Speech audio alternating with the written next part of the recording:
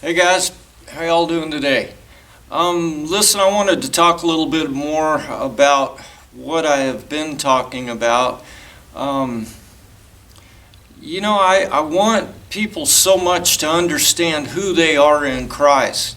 We are with Christ because His Spirit dwells in us, and we no longer live for our own motives, intents, and purposes, but we live for His because we know He's good. Because we know He's all-powerful. And because His Spirit dwells in us, He has all power and authority and dominion over His creation, over this earth.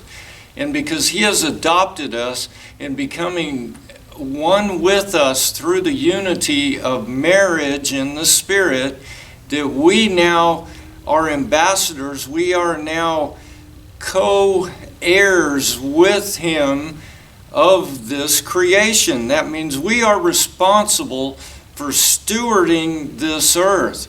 We should have all power and authority in all areas of this earth, in government and education and financial and all these other things. I guess what upsets me is in dispensationalism, everybody puts off everything to some future day when Jesus comes and fixes everything. And that's not taking responsibility. In fact, that's disobedience to who we are, to God's purpose, to Christ's purpose, which is He indwells us and empowers us and Paul called Him the last Adam, because with His Spirit in us, we now are co-heirs, we are co-rulers, we are kings and priests under Him, the King, the High Priest. And so we should be stewarding this earth on His behalf with all power given to Him by our Father of His creation. You know, this is how so much corruption has gotten into our government, into our financial system, into all these areas of life that people are freaking out about. Well, this dispensational doctrine, thinking that Christ is going to come fix everything, has made people apathetic in their lives about doing things. Now, let me paint you a different picture. Most end-timers right now will tell you this is an evil world and it's going to hell and Jesus is coming back to fix it. Well, what are they doing?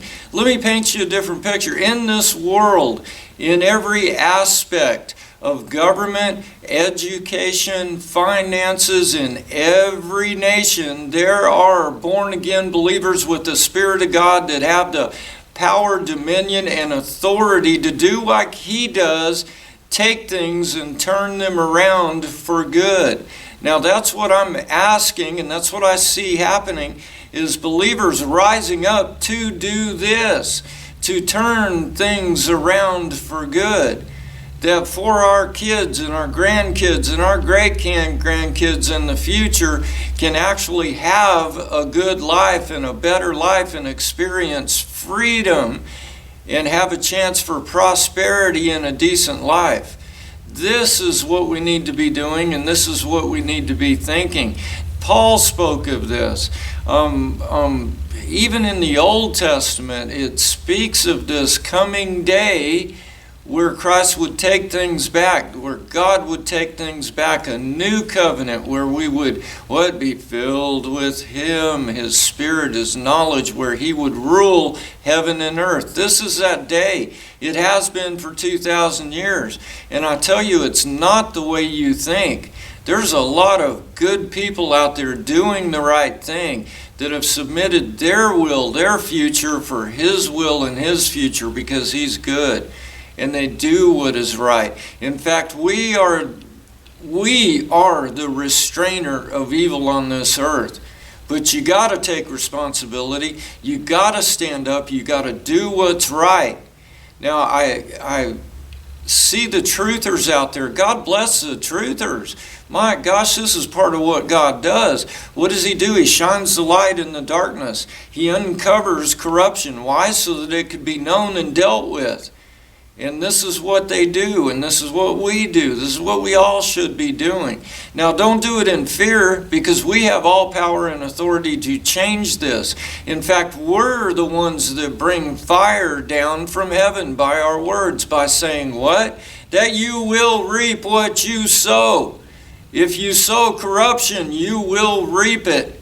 If you sow evil, you will reap it. If you sow murder, you will reap it.